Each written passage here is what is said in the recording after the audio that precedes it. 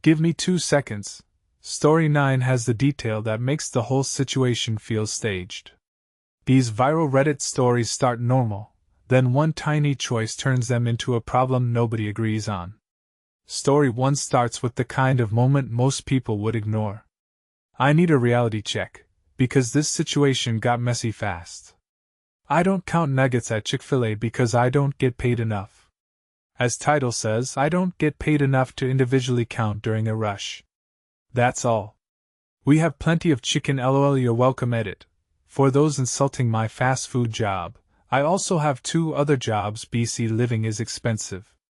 Thanks for assuming and tying my overall worth and well-being to my job. Edit 2. Apparently lots of y'all are mistaking my post for underselling chicken. In fact, despite popular belief, overfill the containers. But y'all still got some to complain about. LOL. I still do not know what I would have done differently, and that is why this story stuck with me. That is the moment where most people would pretend nothing was wrong. Story 2. This one feels normal for about 10 seconds, and then it turns. I was trying to keep it together, but this situation broke something in me. I fucking hate AI. I, 47M, am an experienced developer. I have spent countless painful hours over the past couple of decades working on my technical skills. I started off as a computer tech around 1999 and worked my way up to a sysadmin, and eventually became a developer. I have always been interested in programming, since I was first introduced to QBasic in high school, around the age of 14. I used to go to the library and take out books with sample code and build basic little programs on a friend's Commodore. Today, one of my staff members, I own a marketing agency, asked me to add a feature to the custom CRM I built a few years back, and Claude did it 2 minutes from a prompt that took me around 30 seconds to write. Claude aced it, first time, perfectly. It's fucking depressing to say the least. That realization that all those years of building my skills has, at this stage, amounted to absolutely nothing. And this at a time where men around my age are prone to midlife crises. It's interesting to read through and seeing everyone's opinions. Very thought-provoking. I think the main point I wanted to bring across with this post is the following. There was always a sense of achievement, an immeasurable level of satisfaction that came with the problem-solving aspect of programming. Having to read through pages and pages of documentation, Stack Overflow posts, etc. to finally find the answer and to make that breakthrough you have been working on for days, or even weeks, was exactly why I chose this career. That aspect of it all doesn't exist for me anymore, and it's really heartbreaking and tough for me to accept that. The wildest part is that a stranger had more honesty with me than my own wife did. The scary part is how ordinary the first warning sign felt. Story 3. This one feels normal for about 10 seconds, and then it turns. I thought I knew who was wrong here, but the details changed everything. I might be wrong for planning a solo vacation without telling my husband? Backstory: last year, after both of us had saved for several years, my husband bought a brand new hybrid truck. We had discussed prior to this purchase that after this, our next big purchases which we would start saving for would be 1, a new car for me, and 2, a real vacation, i.e. not one that involves us driving back to our home state to drive around visiting family the whole week. This year, my husband's friend convinced him that he needed a dirt bike so they could go riding together on the weekends. I was against this, and when my husband repeatedly brought it up, what we had agreed upon when he bought his truck. Over the course of a few months, he wore me down, and I eventually agreed he could get his dirt bike. Of course, in addition to the bike, he needed all the gear, helmet, boots, pads, etc., and tools to take care of it, plus a new Ring camera to have on the outbuilding where it's stored. This adds up to a pretty hefty sum.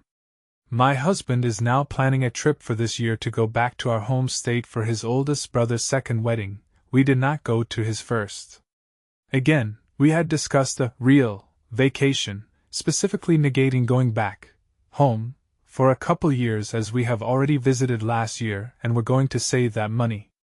I have now done something that I never thought I would do.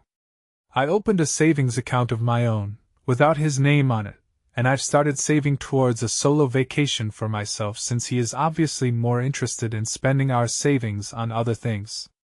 I haven't told him about the account because I feel that if he knows about the money, he will find something else to spend it on.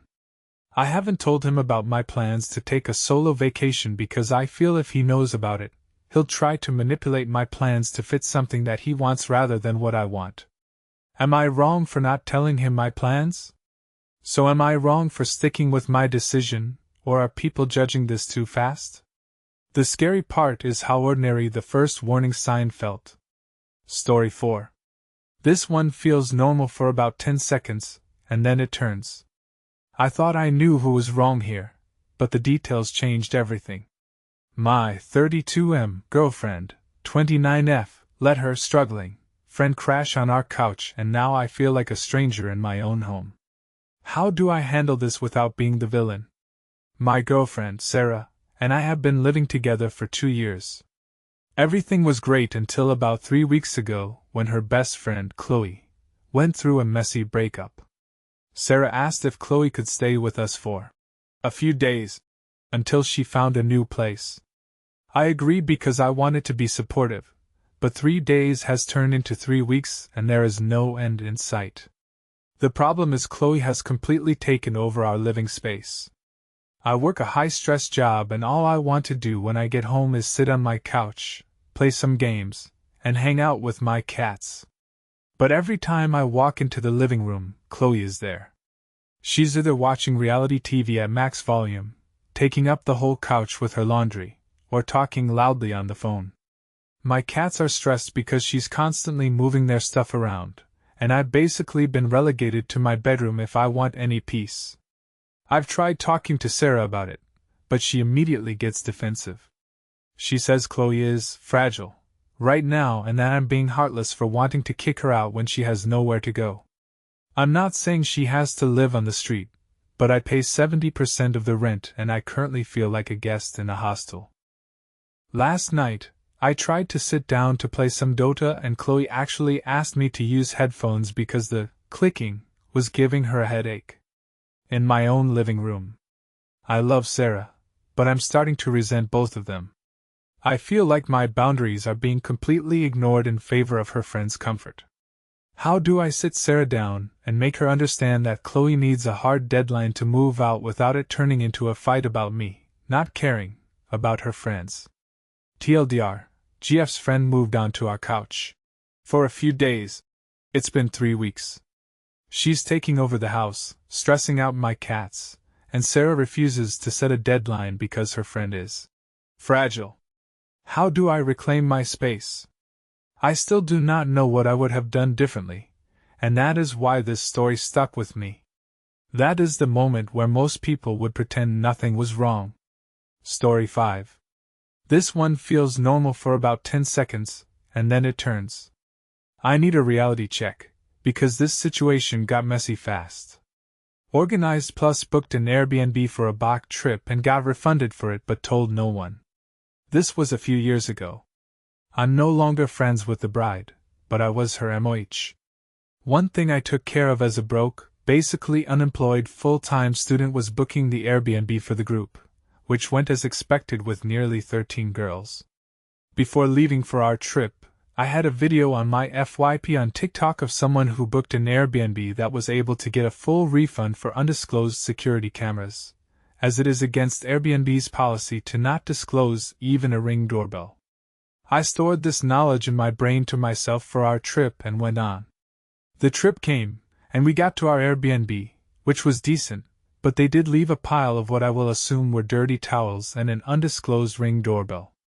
Under the Airbnb listings amenities, it specifically had an X under security cameras, meaning it was not equipped with them. The Airbnb owner is one of those companies that buy up tons of properties and use them as STR, so I did not feel bad when I reached out to Airbnb after the trip, mentioning that they had undisclosed cameras on the property, and per their policy would entitle me to a full refund. I expected some type of pushback from Airbnb, but I was given a full refund, $2K plus, and I never told a soul, besides now LOL. I considered it my payment for organizing the entire thing myself because gosh, is it hard coordinating a trip with 12 girls. I still do not know what I would have done differently, and that is why this story stuck with me. That is the moment where most people would pretend nothing was wrong. Story 6. This one feels normal for about 10 seconds, and then it turns. I was trying to keep it together, but this situation broke something in me. I had a date with a funny guy and now my standards are ruined. I went on a date with a funny guy and I'm not okay. Like? Why has no one told me this is the standard? I've been home for 2 hours and my cheeks still hurt from laughing. I'm actually mad because now I can't go back to boring men. At this point, I don't even care about height, looks, anything. If you can make me laugh like that, I'm sold. I genuinely feel like I've been wasting my time this whole life. God bless funny men because wow. Life-changing. I am trying to move forward, but honestly, I do not know how I am supposed to trust anyone after that. And this is exactly why the comments could not agree on what they would have done. Story 7. This one feels normal for about 10 seconds, and then it turns. This sounds simple at first, until you hear what actually happened. My mom keeps throwing out my vibrators. I 18F spent a good bit of money a few months ago on getting this vibrator. It was around £90. I didn't really use it much, but I had always kept it in my drawer. My mom, 50F, is very nosy. When I was looking through my drawer for underwear, I noticed it was gone. She never mentioned it, and neither did I.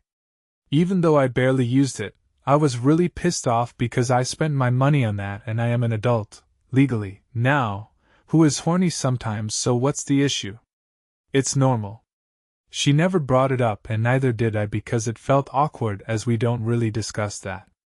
I also at the time wasn't sure if she had taken it, or it just was somewhere else around my room, and I just never found it. A couple months later I got another one. It was £30. This week, surprise! It had also vanished from my drawer. She has a habit of searching through my room, so now I'm certain she has taken it and more than likely thrown it out. What do I even say to confront her? It's really aggravating me. I am an adult. It's normal, and it's my money. She has not confronted me about taking it. But I know for sure this time she did, and I know she took the last one too. It's not any of her business, it's my own body. It's really frustrating. I've lost £120 worth of my stuff. How do I even approach her about this? I still do not know what I would have done differently, and that is why this story stuck with me. And this is exactly why the comments could not agree on what they would have done. Story 8. This one feels normal for about 10 seconds, and then it turns. I thought I knew who was wrong here, but the details changed everything. DoorDash driver stole my food. My partner and I had ordered food one time from DoorDash, and the delivery driver got close enough to where we were, marked the food as delivered, and drove away. We watched it happen on the delivery map. We had waited over an hour for the food in the first place. I was so fucking hungry. I tried calling the driver, but she kept declining my calls, which made me even more mad. Unfortunately for her, I had time that day. After I contacted support, and they confirmed they would have it reordered and delivered, I non-stop called this girl for an hour straight. I'm talking I called her exactly 87 times back to back. She tried putting her phone on Do Not Disturb, but because I'd called twice in a row, it would go through the second time. She tried answering the phone and immediately hanging up. She tried just letting it ring, assuming she could wait it out. In the end she had to turn her phone off. If she didn't deliver my order, she doesn't get to accept any other orders for a while, rolling on the floor laughing at it. You are all annoying, lol. I did not make this up. Here is a screenshot of an Instagram story I posted talking about it. JFC haha, look here you dumb bitches, edit again. Damn, I wouldn't last if I was a celebrity. Now I know why a lot of them stay off of social media. You guys are mean, ha ha ha. Last edit. I won't be responding to anyone being rude anymore. I sincerely don't care if you believe it or not, and y'all are actually in real life hurting my feelings. Last edit for real. I